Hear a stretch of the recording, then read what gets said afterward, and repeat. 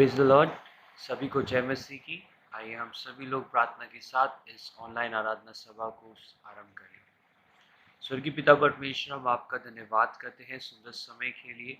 प्रभु, ये समय आपने हमारे जीवन में दिया, हम सभी के जीवन में दिया कि हम आपकी उपस्थिति में आ सके, आपसे प्रार्थना कर सके, आपके नाम को ऊंचा उठा सके। परमेश्वर, जब हम कुछ समय आपकी आराधना करने जा रहे हैं, कुछ समय आपके वचन से सुनने जा रहे हैं, प्रभु जी आप हमसे बात कीजिए, हमें सिखाइए और आराधना के समय में अगुवाई कीजिए प्रभु जी, जिससे हम आपके नाम की महिमा कर सके। प्रभु, आपने हमारी प्रार्थनाओं को सुना है, इसलिए धन्यवाद करते हैं। प्रभु यीशु मसीह के नाम से मांगते हैं, सुना और कबूल कर पिता। आमीन। एक बार फिर से हमारे साथ जुड़े हुए सभी लोगों को मैं प्रभु यीशु मसीह के नाम से अपना प्रेमी अभिवादन कहता हूँ। आज इस आराधना सभा में परमेश्वर हमको लेकर आया है, इसलिए मैं परमेश्वर का भी धन्यवाद करता हूँ। आगे हम कुछ समय परमेश्वर की गीतों के द्वारा आराधना महिमा करेंगे। हमारे साथ भाई जॉयल संतोष गुजरात से जुड़े हैं। वो न्यू थियोलॉजिकल कॉलेज में अपनी बीडी की शिक्षा को प्राप्त कर रहे हैं। आप वो हमें आराधना में अगुवाई करें। परमेश्वर के नाम की स्तुति हो। एक बार परमेश्वर ने हम सबको साथ में लेके आया परमेश्वर की स्तुति करने के लिए, आराधना करने के लिए। हालेलुया। हम कुछ समय कुछ गानों के साथ परमेश्वर की स्तुति करेंगे। आए हम अपने आप को समर्पित करेंगे। प्रेमी दयालु परमेश्वर, हमारी ज़िंदगी में हम अपने आपकी उपस्थिति को हम मांगते हैं परमेश्वर। काम करिए परमेश्वर, और ज़्यादा परमेश्वर आपको जानना चाहते हैं परमेश्वर। हालेलुया परमेश्वर, हम आपके चरणों पे आते हैं परमेश्वर। हमारी गलतियों की माफ़ी हम मांगते हैं परमेश्वर। पूरी तरह से परमेश्वर आप हमारी जिंदगी में भरिए परमेश्वर। हालेलुया। धन्यवाद करते हैं परमेश्वर, धन्यवाद करते हैं, आपके नाम की स्तुति करते हैं। चरणों में तेरे हम आते हैं, सारा दर्द तुझको देते हैं। चरणों में तेरे हम आते हैं, सारा दर्द तुझको देते हैं। शीश हम झुकाते हैं, वंदना करते हैं। शीश हम झुकाते हैं, वंदना करते हैं। हालेलुया, हालेलुया, हालेलुया,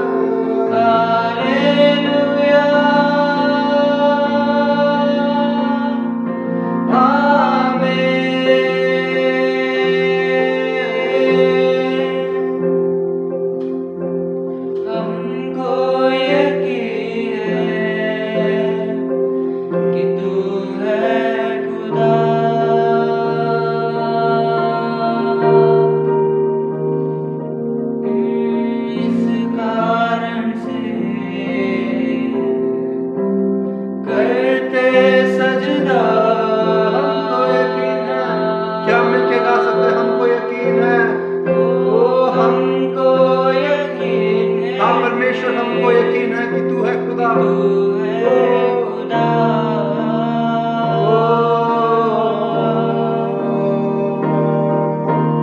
इस कारण से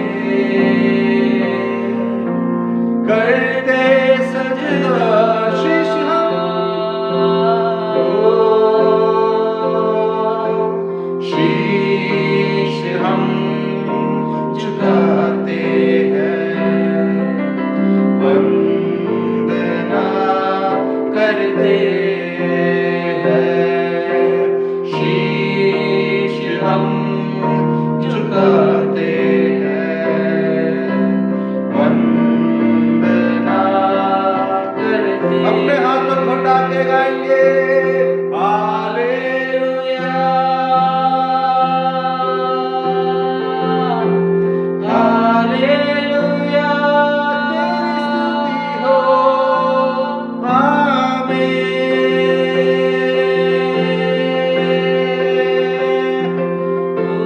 हालेलुया हालेलुया हालेलुया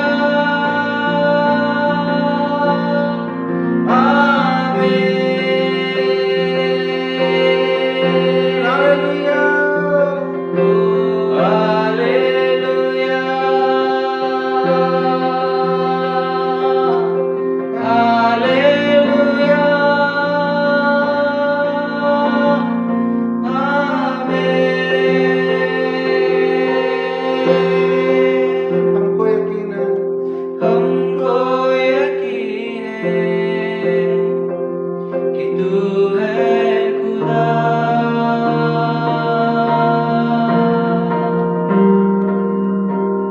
इस कारण से करते सजदा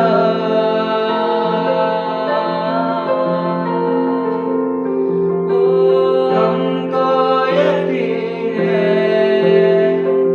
कि तू है खुदा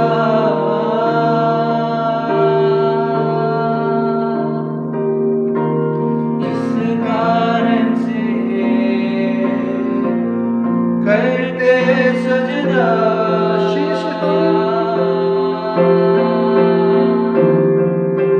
शीश हम झुकाते हैं वंदना करते शीश हम झुकाते हैं वंदना करते हालेलुया हालेलुया आमीन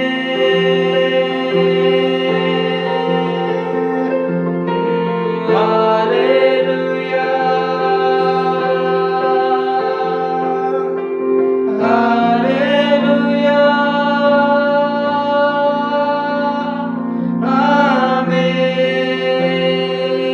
आमीन जब मैं मनन कर रहा था आज जब मैं प्रार्थना कर रहा था परमेश्वर ने एक वचन जो मेरे दिल में दिया वो ये है Psalm 67 verse 36 verse 7 इसमें कहते हैं कि how priceless is your unfailing love O God people take refuge in the shadow of your wings क्या ही धन्य है आपका प्यार खुदा जिसके पंखों के नीचे हम शरण स्थान लेते हैं हालेलुया एक चीज जो इस समय पे जो हम वर्शिप कर रहे हैं जो हम परमेश्वर की आराधना कर रहे हैं तो इस समय पे जो आपको एक चीज जो मैं याद दिलाना चाहता हूँ एक चीज जो आपको मैं अभी बताना चाहता हूँ यह है कि परमेश्वर का प्यार बहुत ही धन्य है हालेलुया परमेश्वर का प्यार कभी चूकता नहीं है हालेलुया ये वचन हमें हमेशा ये एक वर्ड हमें हमेशा याद रखना चाहिए कि अब God's love it never fails हमारे परमेश्वर का प्यार कभी गलत नहीं होगा या चूकता नहीं हालेलुया हमारे परमेश्वर का प्यार हमेशा सही समय पे हमें बचाने वाला परमेश्वर उसका प्यार है परमेश्वर के वचन में जैसा लिखा है कि उनका प्यार ऐसा है कि हम उस प्यार में जाके शरण ले सकते हैं उस मुर्गी जैसे अपने पंखों के नीचे बच्चे को संभालती है जैसे एक माँ अपने बच्चों को संभालती है वैसा एक प्यार परमेश्वर ने हमें दिया हालेलुया इससे और खुशी की बात क्या है शायद आपकी जिंदगी में आपने इस समय पे बहुत सारे समस्या झेले होंगे शायद कोविड की वजह से आपने आपके प्रियो को खोए होंगे पर मैं आपको एक चीज कहना चाहता हूँ कि परमेश्वर का प्यार आपके दुख को संभाल सकती है परमेश्वर आपसे कहता है कि दुख के समय पे ये कठिनाई के समय पे परमेश्वर के पंखों के नीचे जाने के लिए दिल रखिए परमेश्वर के पास वापस जाने के लिए वो चाह रखी है। परमेश्वर आपको एक्सेप्ट करने के लिए रेडी है, परमेश्वर आपको वापस बुलाने के लिए रेडी है। पर क्या हम अपने आप को उस प्यार के लिए समर्पित कर सकते हैं? हालेलुया। परमेश्वर, हम आपके प्यार को और ज्यादा महसूस करना चाहते हैं परमेश्वर। इस दुख के बीच में, उस समस्या के बीच में परमेश्वर और गहरे प्यार से परमेश्वर आपकी स्तुति करना चाहते हैं परमेश्वर, आपकी आराधना करना चाहते हैं परमेश्वर। उस गहरे प्यार को समझने के लिए हमें एक मौका दीजिए परमेश्वर। वो हम दिल परमेश्वर हमें दीजिए परमेश्वर, बर्डन हमें दीजिए परमेश्वर। माँ से गहरा प्यार तेरा, माँ से गहरा प्यार तेरा, माँ से गहरा प्यार तेरा। एक बार कहेंगे, माँ से गहरा, माँ से गहरा प्यार तेरा। तू धन्य है, तू धन्य है, सर्वश्रेष्ठ है, तेरे जैसा नहीं और कोई।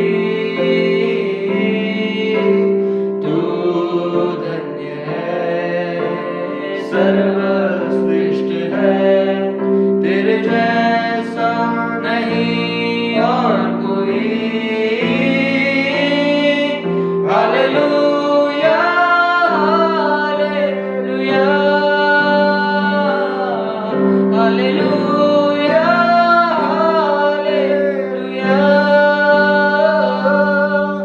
हालेलुया, हालेलुया,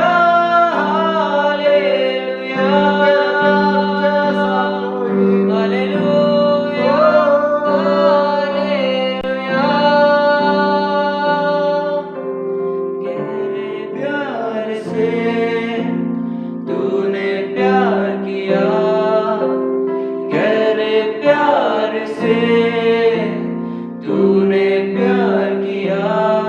माँ से गहरा प्यार तेरा, ओ माँ से गहरा प्यार तेरा। गहरे प्यार से, ओ गहरे प्यार से तूने प्यार किया। गहरे प्यार से, परमेश्वर गहरे प्यार से तूने प्यार किया। माँ से गहरा प्यार तेरा,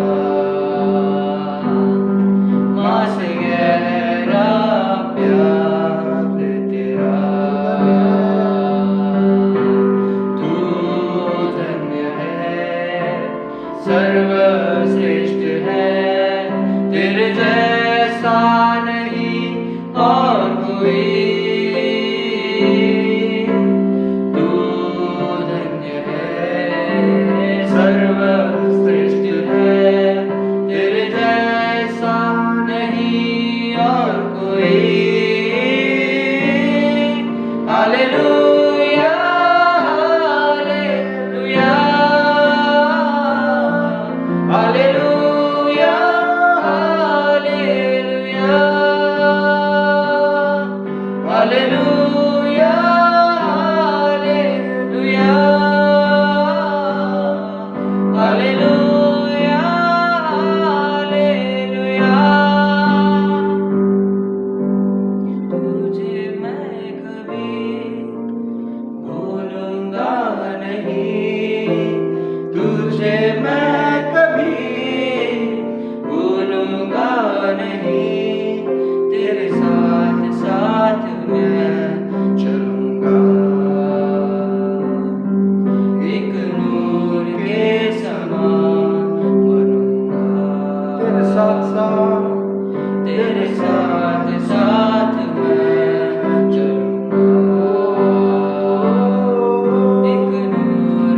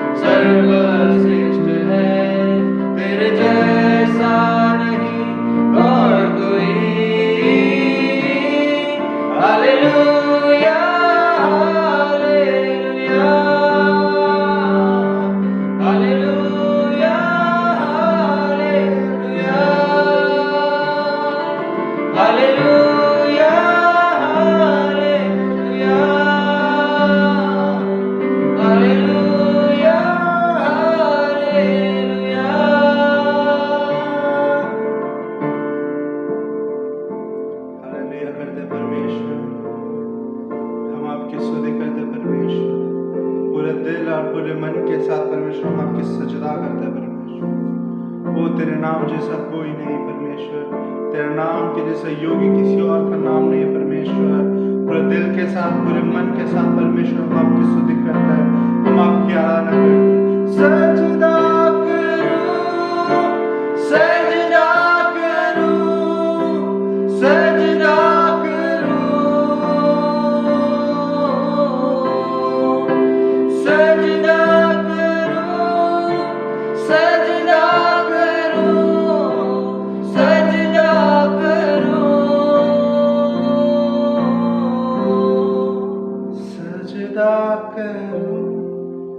सजदा करो, सजदा करो यीशु तेरे में, सजदा करो, सजदा करो, सजदा करो।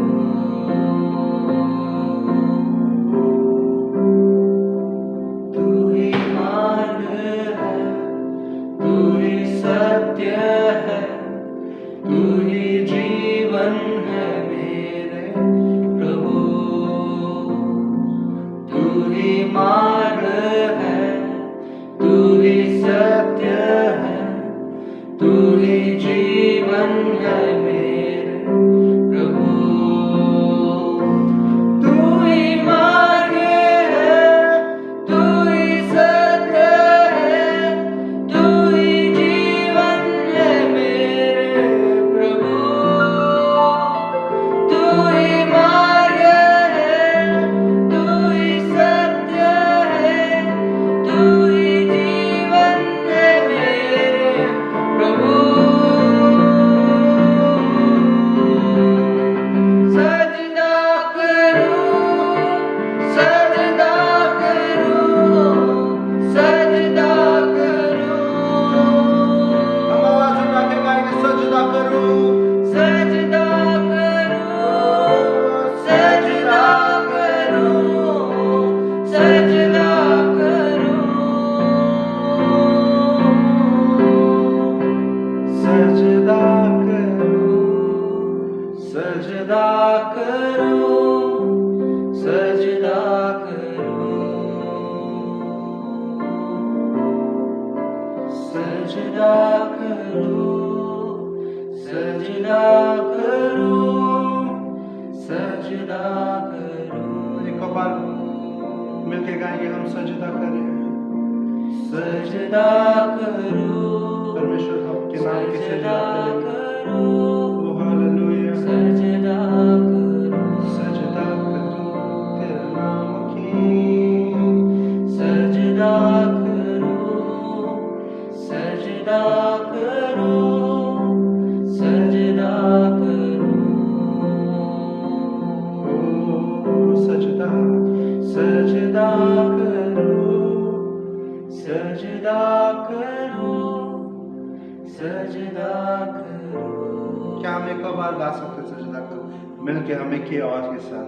सजदा करूं, सजदा करूं, सजदा करूं।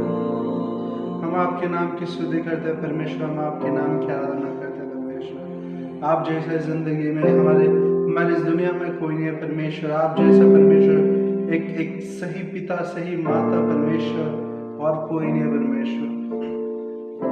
इन समस्याओं के बीच में भी परमेश्वर, इन परेशानियों के बीच में परमेश्वर, हमारे हाथ थामे चलाने वाला परमेश्वर तू है परमेश्वर। कई सवालों का उत्तर हमारे पास नहीं है परमेश्वर, कई प्रश्नों के उत्तर हमारे पास नहीं है परमेश्वर, पर हमें ये चीज की कॉन्फिडेंस है कि परमेश्वर कि आप सब सवालों के उत्तर है। Father, we have that confidence that you are the answer of all the questions that is raised against us, Lord Father. There are many issues and struggles, Lord Father, in our faith right now, Jesus. But in between of all that, Lord Father, your love, your love, your love only, Father, your love only,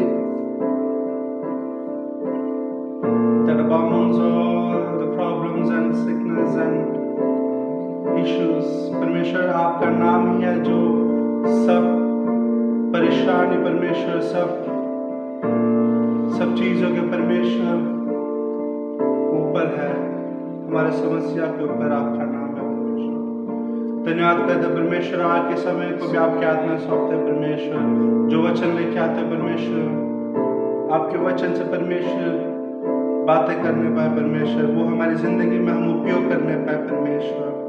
हमारी ज़िंदगी को आपके हाथ में सौंपते परमेश्वर, हमारे सब टेंशनों को परमेश्वर, हमारे सब चिंताओं को आपके हाथ में सौंपते परमेश्वर। उत्तर दीजिए परमेश्वर, और हमें हमेशा परमेश्वर आपके पंखों के तले छुपा के रखे परमेश्वर। धन्यवाद करते परमेश्वर, हमारी प्रार्थना सुने जिन्नत खुदा यीशु मसीह के नाम से मांगते हैं। Amen, amen, amen. Thank you so much, God bless you. धन्यवाद भाई जॉयल हमें आराधना में अगुवाई करने के लिए। इस समय होगा कि हम परमेश्वर के वचन से सुनेंगे और हमारे साथ सिस्टर क्रिस्टी रेचल मुंबई से जुड़ी है, अंधेरी मुंबई से जुड़ी है। वो एक्सिस बैंक में एक प्रवक्ता के रूप में काम कर रहे हैं और आज हमारे साथ जुड़े हैं। वो परमेश्वर की सेवकाई के लिए भी काफ़ी लगन रखने वाली एक स्त्री है और आज हम लोग सभी प्रार्थना के साथ बैठे हैं कि वो परमेश्वर ने हमारे बीच में इस्तेमाल करे और उनके वचनों के द्वारा सभी को जय मसीह की। मैं परमेश्वर का धन्यवाद देना चाहती हूँ ये सुंदर दिन के लिए। आज की आराधना के दिन में वचन की घोषणा के साथ आप सभी के सामने परमेश्वर ने दिए हुए इस अच्छे मौके का पूरा फ़ायदा उठाते हुए हम वचन की ओर बढ़ेंगे। खास तौर पे मुझे इस चैनल पर निमंत्रण दिए हुए परमेश्वर के दास इवेंजलिस्ट जोसन भैया के लिए धन्यवाद। परमेश्वर के उनके मुख के द्वारा परमेश्वर ने मुझे निमंत्रण दिया और यहाँ पर आने के लिए, वचन के साथ रहने के लिए परमेश्वर ने मुझे सहायता करने पाए और मैं उसके लिए मैं आप लोगों का दुआ मांगती हूँ। ज़्यादा समय न बिताते हुए हम परमेश्वर के वचन की ओर बढ़ेंगे। भजन संहिता 94 उसका 7वां वचन। भजन संहिता 94 उसका 7वां वचन। भजन संहिता 94 उसका 7वां वचन। और कहते हैं याह न देखेगा, याकूब का परमेश्वर विचार न करेगा। फिर एक बार पढ़ती हूँ। और कहते हैं याह न देखेगा, याकूब का परमेश्वर विचार न करेगा। हम देखते हैं आजकल दुनिया में, जो पूरे दुनिया में महामारी चल रही है, हम सभी जानते हैं कि अधिकतर दुनिया के लोग जो है इस महामारी से बेहद परेशान हैं और उसमें केवल दुनिया के लोग ही नहीं, हम भी उसमें परेशान हैं क्योंकि हम मसीही लोग हैं। हमें आराधना करने के लिए स्वतंत्रता नहीं है, बाहर निकलने के लिए स्वतंत्रता नहीं है, हर एक चीज़ पे पाबंदी है।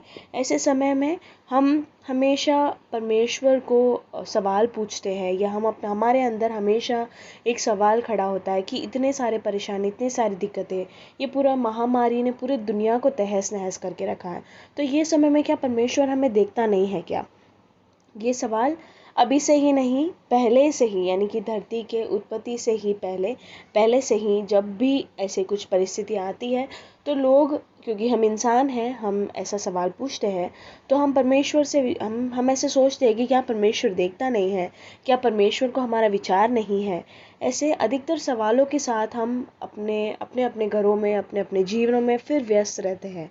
तो यहाँ पर हम देखते हैं कि जब ऐसे महामारी या ऐसी परेशानी, ऐसे संकट जब हमारे जीवन में आता है तो हम कई बार असंयमी हो जाते हैं।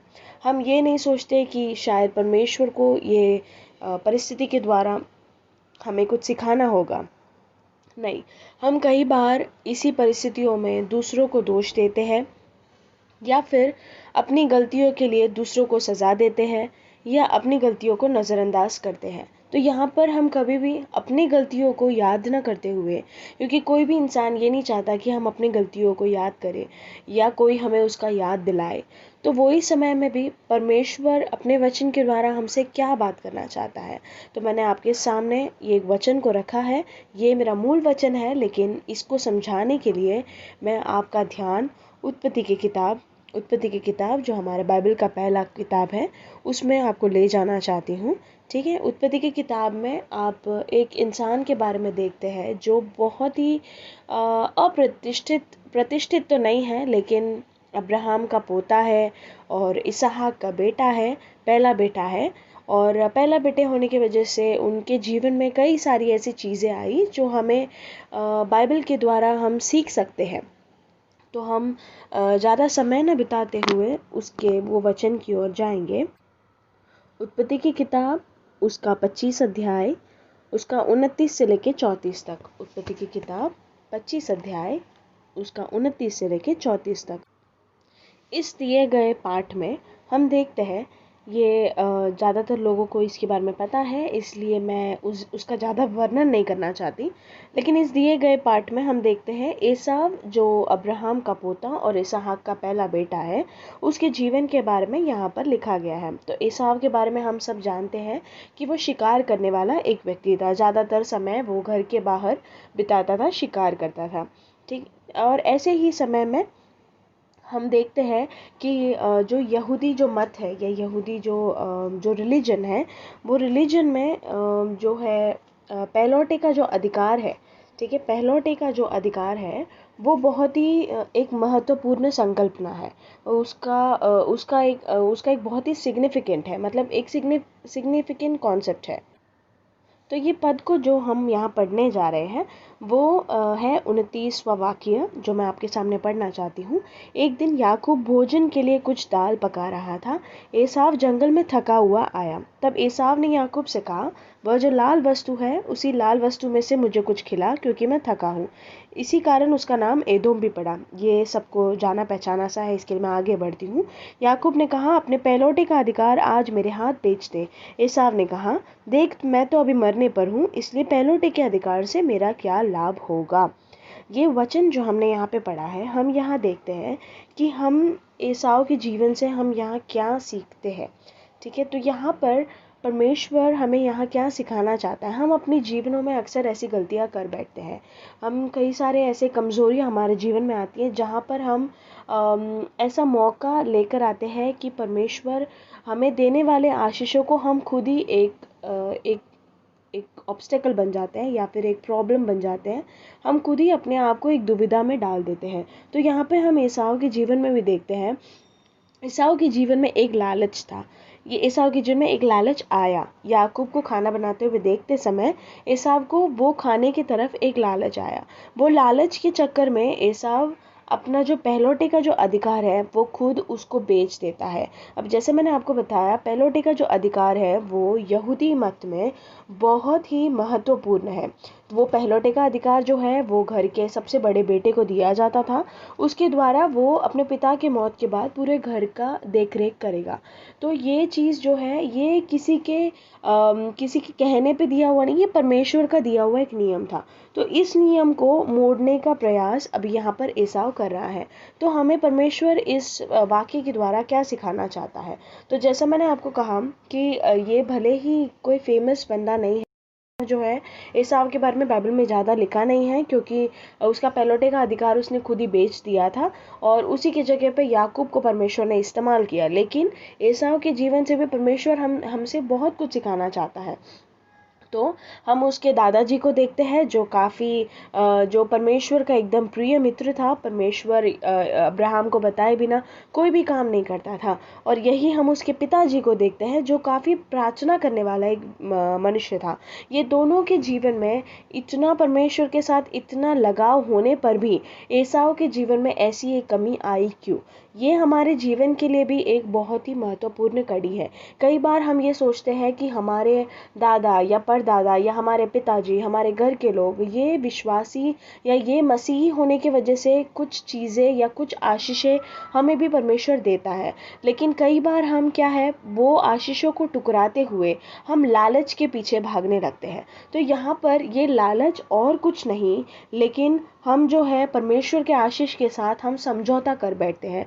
तो यहाँ हम देखते हैं एसाव ने साफ साफ तरीके से याकूब से कहा कि इस पहलौठे के अधिकार से मेरा क्या लाभ होगा, मैं तो मरने पर हूँ। इस चीज़ को अभी हम साइड में रखते हैं। लेकिन मैं इस पहलौठे के अधिकार से मेरा क्या लाभ होगा। मेरे प्रियो, परमेश्वर हमेशा जब हमारे जीवन में आशीष देता है या जब परमेश्वर ने हमारे जीवन के लिए कुछ आशीषें रखे होते हैं, तो वो आशीषों में भी हमें परमेश्वर की ओर देखना है, क्योंकि परमेश्वर हमारे लिए सब कुछ प्रबंध करता है। लेकिन कभी भी कोई भी लालच उसमें आना नहीं चाहिए और उसके उसके अलावा, वो लालच के अलावा भी हम कभी भी परमेश्वर के आशीषों में अपने लाभ के लिए कोई भी आशीषों का फ़ायदा नहीं उठाना चाहिए। यहाँ पे क्या होता है, हम ये लालच के द्वारा हम लाभ ढूंढते हैं कि इससे मेरा क्या लाभ होगा। तो जब जब हमें वो लाभ दिखता नहीं है तो हम लालच के चक्कर में हम अपने आशीषों को खो बैठते हैं। ऐसे ही एसाव के जीवन में भी परमेश्वर ऐसे एक परिस्थिति को हम देखते हैं कि परमेश्वर हमें सिखाता है कि कभी भी अपने लालच के वजह से या अपने हमें यहाँ से कुछ लाभ नहीं है ये सोचकर परमेश्वर के आशीषों के विरोध में हम कभी भी एक अड़चन न बनने पाए मेरे प्रियो। तो एसाव के जीवन में हम देखते हैं कि सबसे पहले उसने अपने पहलौठे के अधिकार के साथ या पहलौठे के हक के साथ उसने समझौता किया। समझौता करने के बाद सिर्फ समझौता ही नहीं किया, उसने समझौता करने के बाद उसने याकूब के हाथ अपने पहलौठे के अधिकार को बेच दिया। ठीक, उसके बाद हम देखते हैं कि मैंने जैसे आपको बताया कि वो उसमें फ़ायदा ढूंढने लगा कि क्या ये पहलौठे के अधिकार में मुझे कोई फ़ायदा है।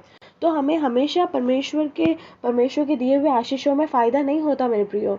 कभी कभी परमेश्वर अपने उन आशीषों के द्वारा हमें कुछ सिखाना चाहता है। कभी हमारे जीवनों के लिए परमेश्वर ने कुछ उत्तम चीज़ें रखी होती है, लेकिन हम अपने लालच के चक्कर में उस आशीषों को भी खो देते हैं। और उसके बाद हम उसके उसके अगले पद में देखते हैं, यानी कि 34वें वाक्य में हम देखते हैं, इस पर याकूब ने एसाव को रोटी और पकाई हुई मसूर की दाल दी और उसने खाया पिया। मतलब यहाँ पे उसकी लालच पूरी तरह से लालच उसकी पूरी हो गई कि जो उसको खाना था या उसको पीना था वो उसे मिल गया।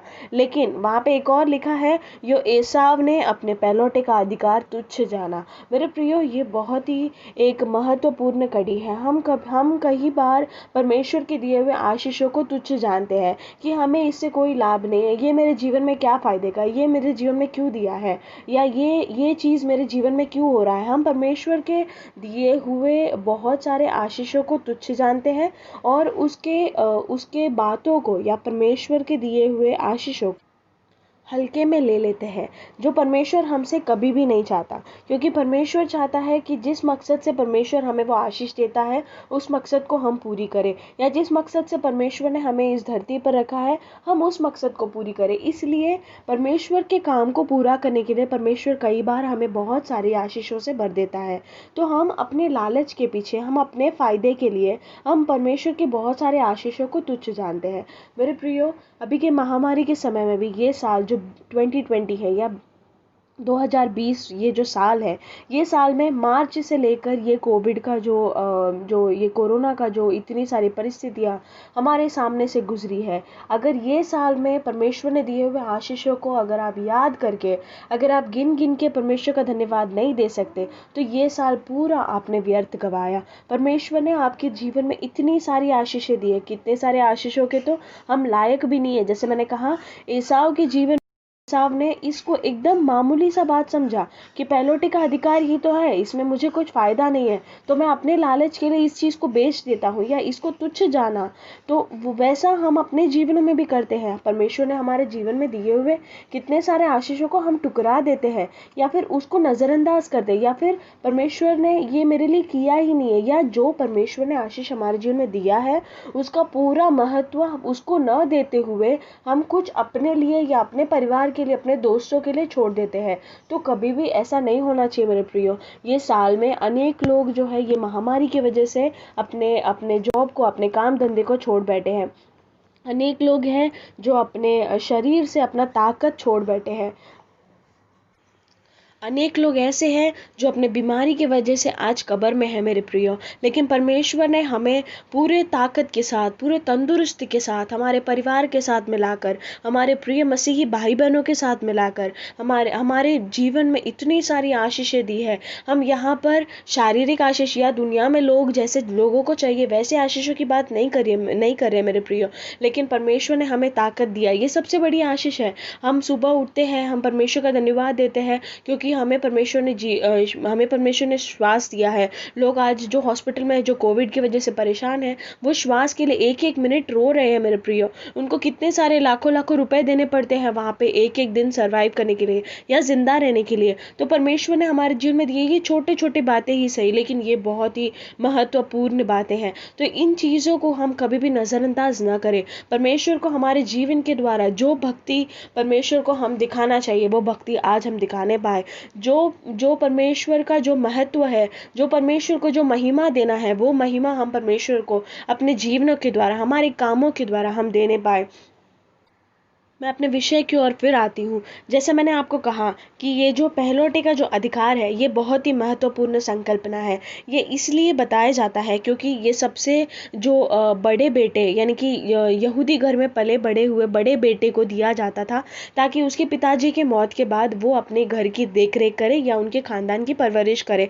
तो यहाँ पर इसने जो इस चीज़ को तुच्छ जाना, जो पहलौठे के अधिकार को तुच्छ जाना, वहाँ पे उसके जीवन में आई हुई ये छोटी सी कमी, बहुत ही छोटी सी कमी है, लेकिन उसकी वजह से वो जो है परमेश्वर के सामने बहुत बड़ा पाप ठहरा।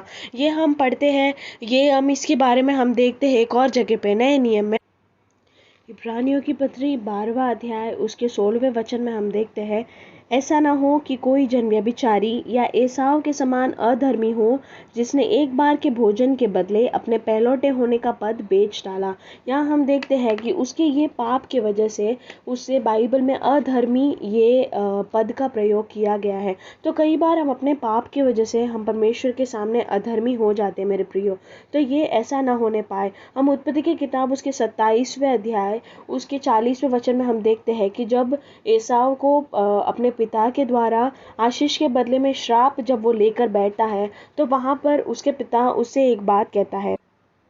यहाँ पर एसाव बहुत ही दुखी है। ये यहाँ पर ये नहीं सोच रहा कि मैंने अपने पहलौठे का अधिकार को तुच्छ जाना, इसके लिए मेरे जीवन में ये आई। ये अपनी कमियों को नहीं देख रहा है, ये अपने पिता के सामने गिड़गिड़ा रहा है कि क्या हे मेरे पिता, मुझको अभी कोई भी आशीर्वाद देने के लिए आपके पास नहीं है क्या?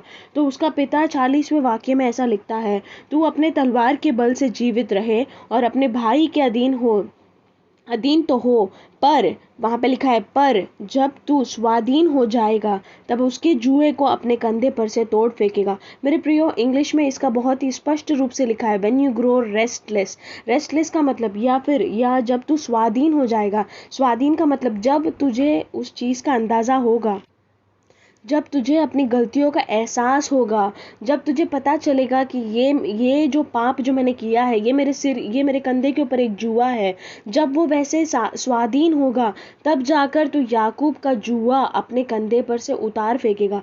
मेरे प्रियो, भले उसे यहाँ पर बहुत सारी चीज़ें उसके पिताजी कहते हैं, जैसे तू अपने भाई के अधीन होगा, तू अपने तलवार के बल से जीवित रहेगा, लेकिन सबसे महत्वपूर्ण बात उसके पिताजी उससे कहते हैं, ये एक समय तुम्हारे जीवन में आएगा जब तुम्हारे लिए एक टर्निंग पॉइंट होगा, या एक समय ऐसा आएगा जब तुम्हें पता चलेगा या जब तुम्हें एहसास होगा कि जो चीज़ें तुमने साल पहले किया है वो गलत है, या वो परमेश्वर के सामने एक बहुत बड़ी गुनाह है या एक पाप है।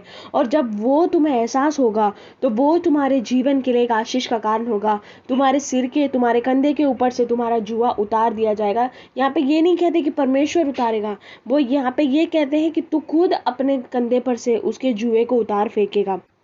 तो मेरे प्रियो, हम यहाँ देखते हैं कि भले ही एसाव के जीवन में ऐसी एक कमी आई, भले ही उसके जीवन में ऐसी कमी आई, उसने परमेश्वर के आशीषों को एकदम हल्के में लिया, लेकिन एक समय ऐसा आता है जब उसके पिताजी उससे कहते हैं कि एक समय पे तू स्वाधीन हो जाएगा, तुझे तेरी गलतियों का एहसास होगा, तब तेरा जुआ तेरे कंधे पर से तू उतार के फेंकेगा। तो मेरे प्रियो, हमारे जीवनों में भी कई बार परमेश्वर हमें ऐसा मौका देता है, चाहे हम कितने भी घोर पाप में क्यों ना हो, चाहे हम कितनी भी गलतियाँ कर बैठे, परमेश्वर को एकदम हल्के में लिया हो, परमेश्वर को उसका जैसे उसको महत्व देना चाहिए वैसा हम महत्व कई बार देते नहीं हैं, लेकिन परमेश्वर ऐसे कई बार हमारे जीवन में ऐसे मौके लाता है जहाँ पर हम रुक कर सोचते हैं कि जो मैंने किया वो गलत किया, या परमेश्वर के आशीषों को फिर से गिन कर उसको स्तुति करना शुरू करते हैं। तो ऐसे ही एक समय जो है एसाव के जीवन में भी हम देखते हैं, और वही 20 साल बाद जब याकूब, यही एसाव जो अपने भाई के जान के खोज में था कि मेरे पिता के बाद मैं उसकी जान को ले लूँगा, वही एसाव 20 साल बाद वही अपने भाई के गले लगकर रोते हैं, और वो जो है मतलब उसने उसको माफ़ कर दिया। उस चीज़ का एक अंदाज़ा हम उस पैराग्राफ से लगा सकते हैं। और वहाँ पर हम देखते हैं जब याकूब उसे बहुत सारी गिफ्ट्स लेकर देता है, तो एसाव उसे कहता है, नहीं मेरे भाई, तू तेरे हाथ से मुझे ये तोहफे लेने की ज़रूरत नहीं, क्योंकि परमेश्वर ने मुझे भरपूर आशीष दी है। तो हम देखते हैं जब हमें अपनी गलतियों का एहसास होता है, जब हम अपने चीज़ों को यहाँ पर जान लेते हैं, तो परमेश्वर हमारे जीवन में भी बहुत सारी आशीषों से हमें भर देता है। शायद हमें अंदाज़ा भी नहीं होता, परमेश्वर शायद हमारे जीवन में कुछ छोटे छोटे चीज़ों को लाता है, ताकि उसके बाद जो है परमेश्वर हमें बहुत बड़ी आशीष सौंपना चाहता है, लेकिन हम हमारी गलतियों की वजह से उस छोटे छोटे चीज़ों को खो बैठते हैं। तो हम यहाँ पर एसाव के जीवन में भी देखते हैं कि उसने भले ही कुछ समय के लिए परमेश्वर को या उसकी आशीष को एकदम हल्के में लिया, लेकिन एक समय ऐसा आता है मेरे प्रियो, जब वो स्वाधीन हो जाता है और उसे अपनी गलतियों का एहसास होता है, तब जाकर परमेश्वर उसे आशीष देता है। तो हम हमारे जीवनों में भी इस महामारी के समय में इस चीज़ पर हम गौर करने पाए कि परमेश्वर आपने हमारे जीवन में दिए हुए कितने सारे आशीषें हैं। कई बार हम अपने आशीषों के विरोध में हम बोल बैठते हैं, कई बार हम अपने आशीषों को हल्के में ले लेते हैं, कई बार आपने दिए हुए प्रबंध को हल्के में ले लेते हैं, लेकिन वो सारे समय में परमेश्वर आप हमारे साथ कितने पेशेंट हैं, आप हमारे साथ कितने संयमी हैं। आपने फिर भी हमें कभी ठुकराया नहीं, कभी त्याग नहीं दिया, परमेश्वर ने कभी हमें छोड़ा नहीं है मेरे प्रियो। इस महामारी के समय में परमेश्वर अपने प्रबंध को वैसे ही बनाए रखा है जैसे परमेश्वर हमारे लिए पहले करता आ रहा है। तो परमेश्वर हमें इन दिनों में ये सहायता करने पाए कि हमसे गलत किए हुए लोगों को हम माफ़ करने पाए, हम यीशु मसीह के स्वभाव के तुल्य हमारा स्वभाव होने पाए मेरे प्रियो। तो हम तब जाकर हम परमेश्वर के हृदय के चाहने वाले हो जाएंगे, परमेश्वर हमें चाहने वाला हो जाएगा। हम परमेश्वर को फिर उसके किए हुए हर एक काम के लिए वैसा ही महिमा दे पाएंगे जैसा परमेश्वर चाहता है। परमेश्वर हमसे यही चाहता है मेरे प्रियो। हम नीति वचन उसके 22वें अध्याय उसके 11वें पद में भी हम पढ़ते हैं, जो मन की शुद्धता से प्रीति रखता है और जिसके वचन मनोहर होते हैं, राजा उसका मित्र होता है। हम यहाँ देखते हैं कि हमें अपने मन को जो है शुद्ध रखना है। अगर हम अपने मन को शुद्ध रखते हैं तो परमेश्वर हमारा मित्र हो जाता है। अगर परमेश्वर हमारा मित्र है तो हमारा विरोधी कोई नहीं हो सकता मेरे प्रियो। तो इस महामारी के समय या कितनी भी तकलीफें हमारे जीवन में आने दो, आपको ये ध्यान रखना है कि आपका मन जो है वो परमेश्वर के सामने एकदम सीधा हो, आपके मन में ऐसा कोई भी खोट ना हो। आप परमेश्वर हमारे जीवन में देने वाले हर एक भलाइयों के लिए हम एकदम शुद्ध मन के साथ उसका धन्यवाद देना है। छोटी छोटी चीज़ों से ही हम शुरुआत करेंगे, छोटे छोटे भलाइयों और आशीषों को ही हम देखेंगे तो परमेश्वर को हम प्रसन्न कर पाएंगे। ऐसे छोटे छोटे चीज़ों के द्वारा ही परमेश्वर हमसे बात करता है और हमें बड़ी बड़ी आशीषों की ओर ले चलता है। जैसे मैंने आपको प्रचार के शुरुआत में कहा कि क्योंकि हम परंपरा से मसीही हैं, या हमारे दादाजी, हमारे नाना जी, हमारे पिताजी परंपरा से मसीह में है, इसकी वजह से हमें कुछ आशीषों का लाभ परमेश्वर उठाने देता है, लेकिन उसका मतलब ये नहीं है कि आपका रिश्ता परमेश्वर के साथ अच्छा है।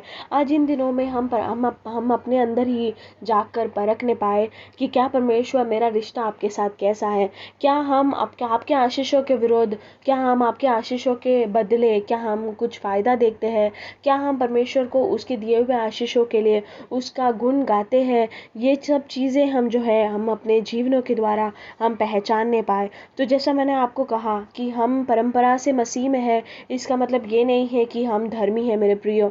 हम जब मसीही जीवन में हम जब प्रवेश करते हैं या जब मसीही जीवन में हम एक एक दिन को बिताते हैं, तो वो समय पे हमारा जो व्यक्तिगत जीवन है परमेश्वर के साथ, वो हमें बहुत ही एक महत्वपूर्ण बात है, क्योंकि वही एक चीज़ ऐसा है जो हम दिन भर दिन जो सही करते जाते हैं और उसी की वजह से परमेश्वर के करीब रहते हैं।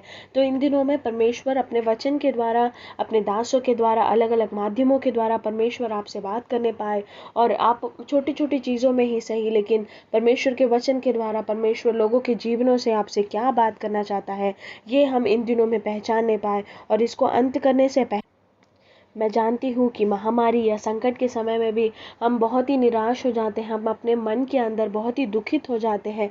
ये हम मनुष्य हैं मेरे प्रियो, हम कोई परमेश्वर तो है नहीं कि परमेश्वर हमें जितनी भी ताड़ना देगा या जितनी भी हमारी परीक्षाएं लेगा हम उसमें एकदम स्थिर खड़े रहते हैं। लेकिन वो समय में भी परमेश्वर हमसे ये पूछता है कि क्या आप मुझ पर विश्वास करते हैं। कितनी भी महामारी क्यों ना हो मेरे प्रियो, परमेश्वर हमें ठुकराने वाला नहीं है। इसीलिए हम भजन संहिता संहिता में, भजन संहिता 43 उसके लास्ट वाक्य में हम देखते हैं, भजन संहिता 43 उसके 5वें वाक्य में हम देखते हैं, हे मेरे प्राण तू क्यों गिरा जाता है, तू अंदर ही अंदर क्यों व्याकुल है, परमेश्वर पर भरोसा रख, क्योंकि वह मेरे मुख की चमक और मेरे परमेश्वर है, मैं फिर उसका धन्यवाद करूँगा।